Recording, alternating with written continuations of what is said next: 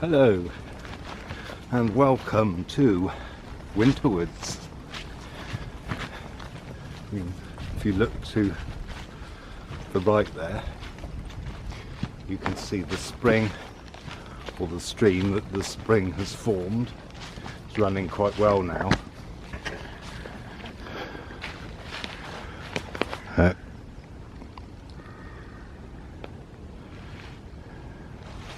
Goes right down there. Oh, look at that. I know I've shown this loads of times, but hey, there you go. It's always worth seeing. So yeah, we're, I say we, because you're coming with me. Wow, it's nice. Amazing, so different now. It's nice and quiet today. I'm hoping that it stays that way. So we're going here because I have some work to do. Oh, look.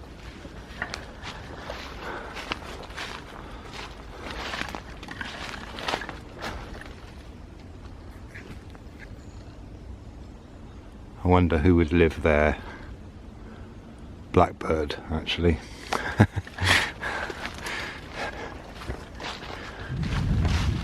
Yeah, I'm not just saying that. It'll be a blackbird. Blackbirds nest in some ridiculous places. Did you hear the chink chink chink chink sort of sound of the call? It's like a scolding call. That's a blackbird. Probably saying, "Oh, some geezer coming down here." But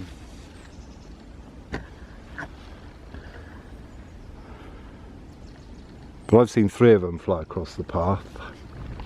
There was one as I was doing the opening scene, but whether it's... I didn't realise until I pressed stop, so whether it's still on it or not, I don't know. So, I love this bit of grove. This is quite... can you feel that? See, this is one of the oldest hazel trees that's still got a single stem.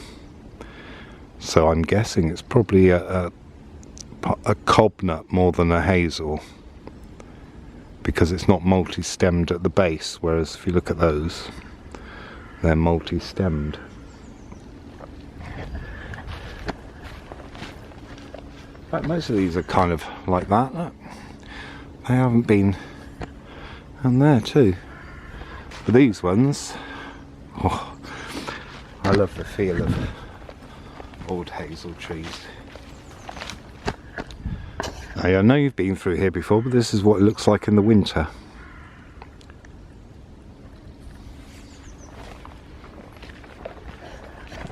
So what I'm doing is, there is a path that's quite overgrown,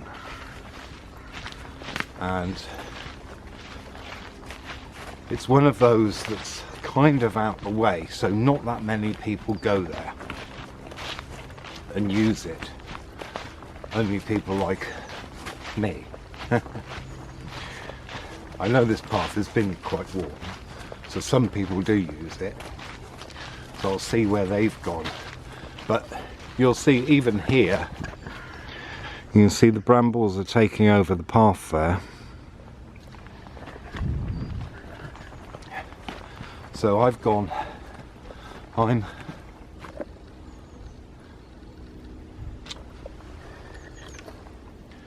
armed.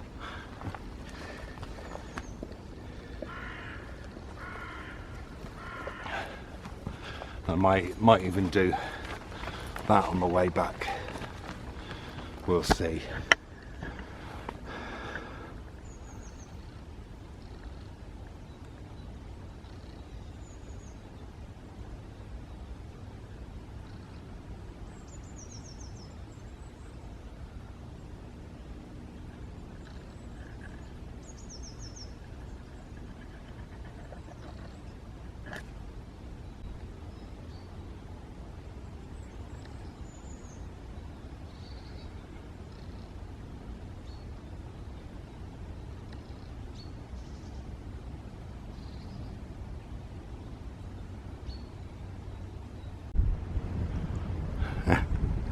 the mossy panda. Don't know if you can see that. You see, it's not that easy to figure out which way you go, is it, here?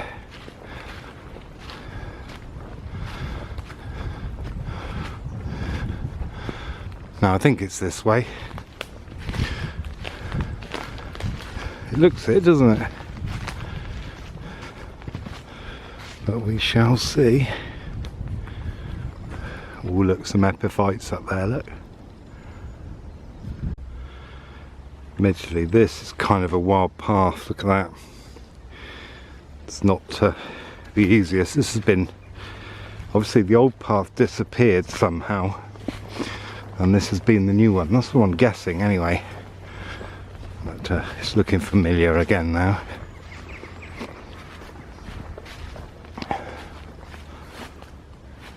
Wow, thank you, son.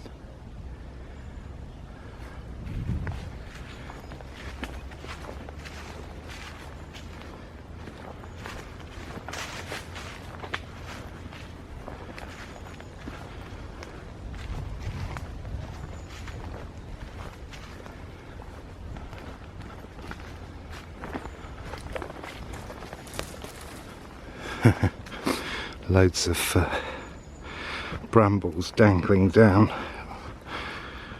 trying to catch me. Aha! Yes. Do you recognise here?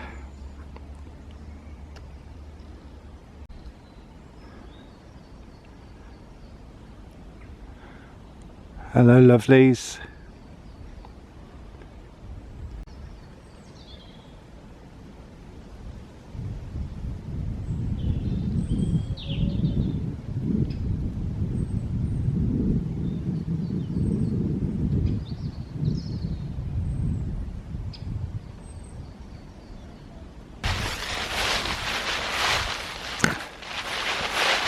This video is probably my most important lecture,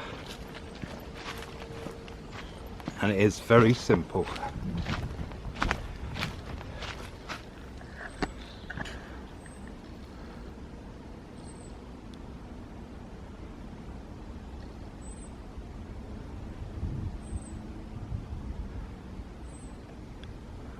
Lovely old hazel grove.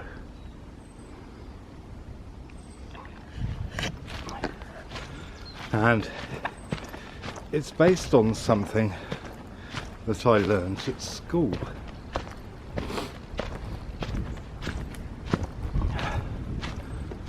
One thing I'd like to say, let's go and see what this looks like.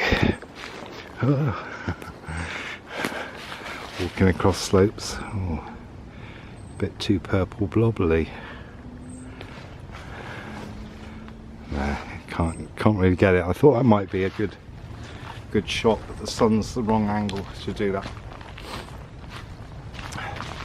One thing I was thinking earlier when I was planning this is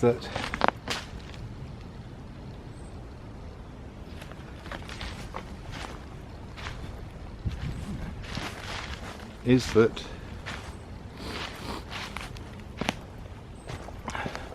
I don't know if you've noticed, but in my videos I try and leave, now this is a path I probably should cut actually.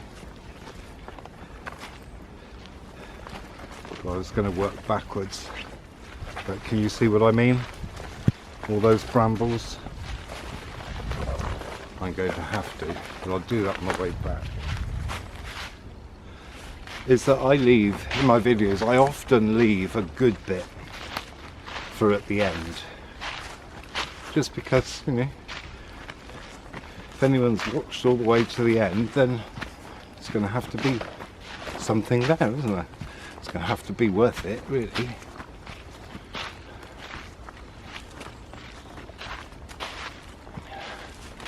Right, yeah, I think this is it. Now this is, looks like there's someone's garden there.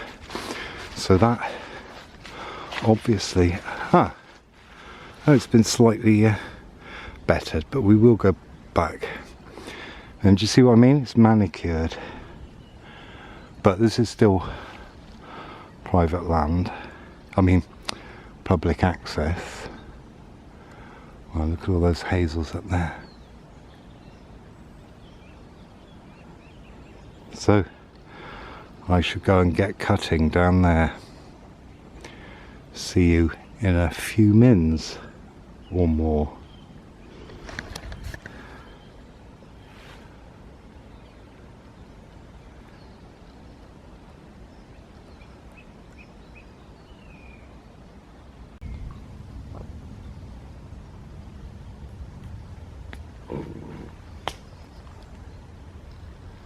And look, it's now, well, this bit is now passable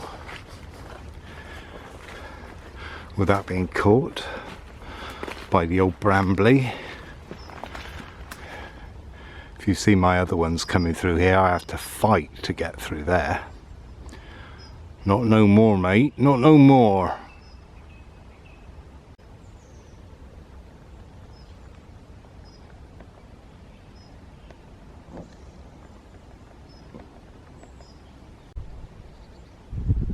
I love the way the hazel catkins catch the light.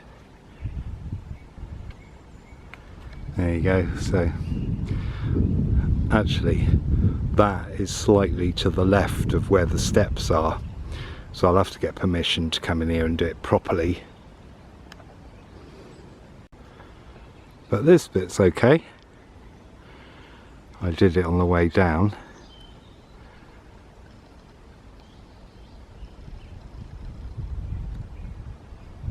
So let's do the third section.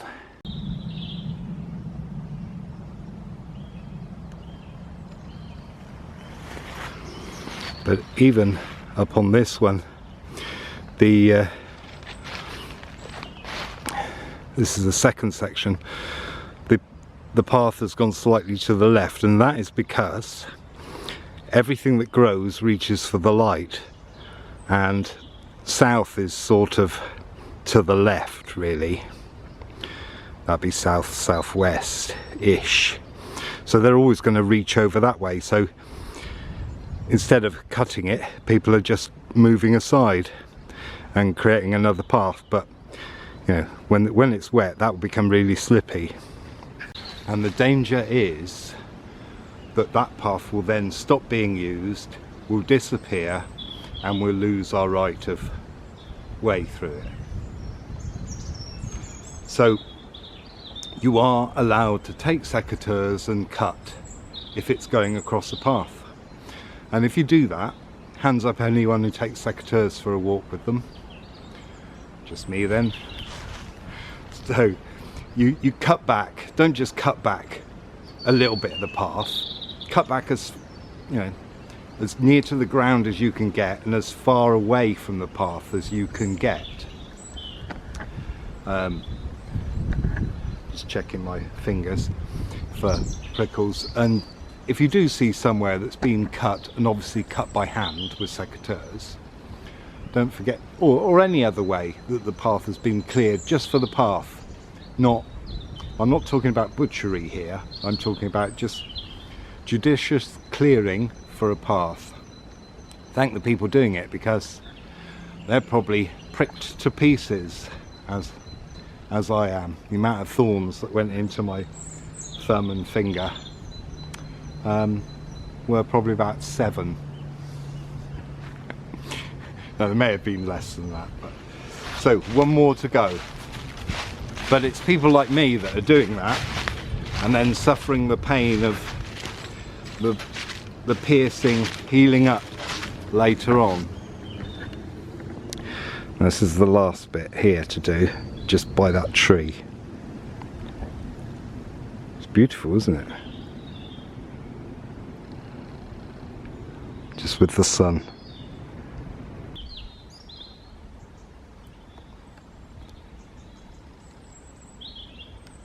And there we go, another path clear.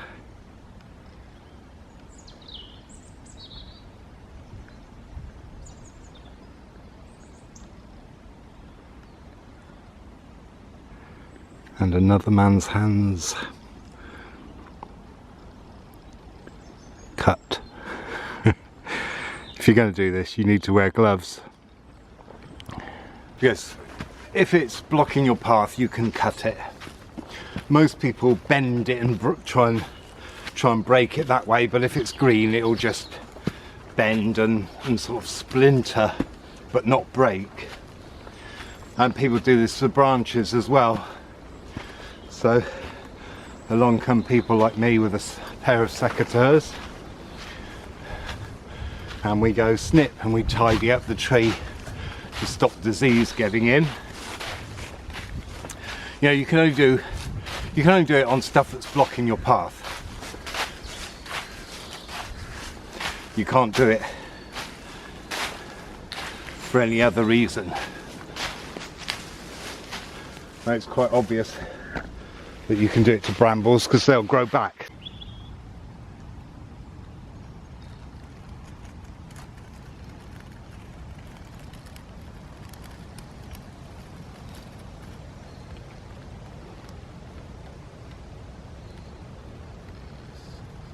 With brambles, you see, you can cut back a bit further because they can grow quite a few meters in a season.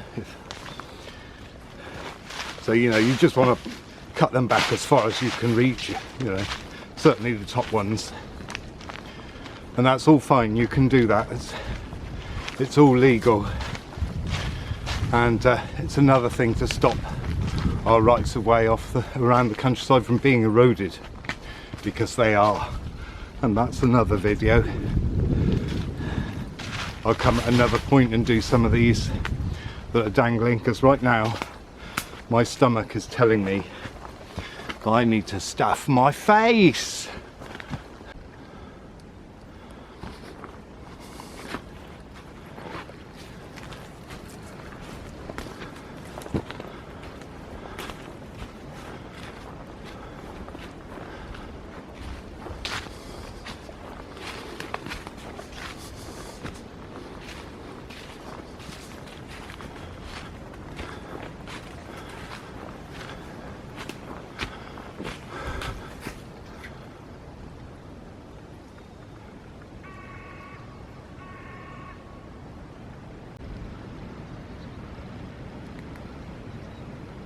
So this one would be quite an easy path to just suddenly disappear, because it is quite hard to negotiate, and that's without having to carry anything. So it's always worth doing a little bit every time. Gets the job done.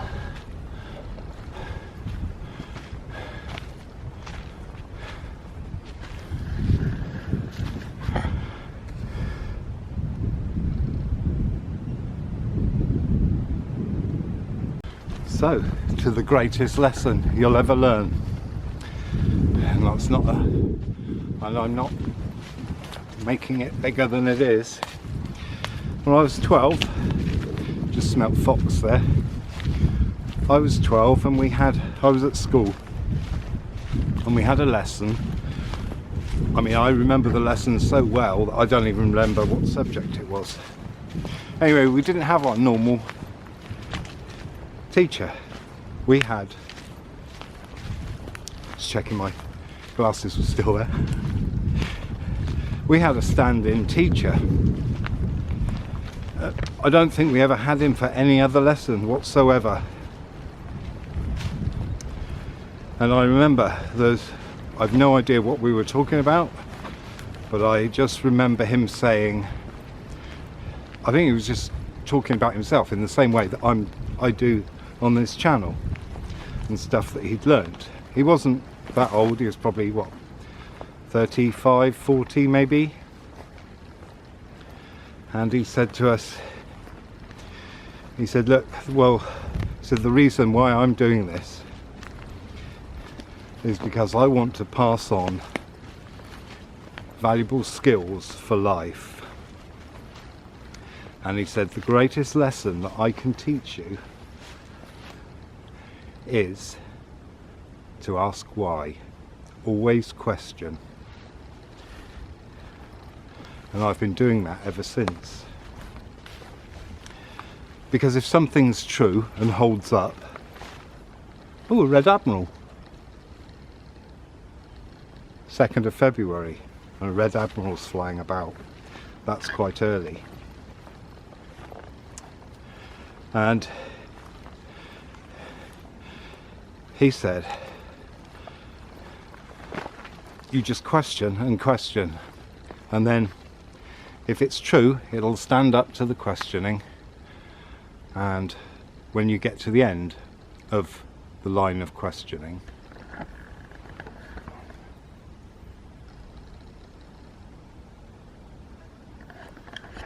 so you go, why? You get an answer, then you say why, you get another answer, then you say why, till when you say why again, it doesn't make any sense. And you don't make up the answers. If there's a number of possibilities, go through them all one by one. Because anything that's true and holds up stands up to the questioning, no matter what it is. Thanks for watching. See you next time. Ta-da.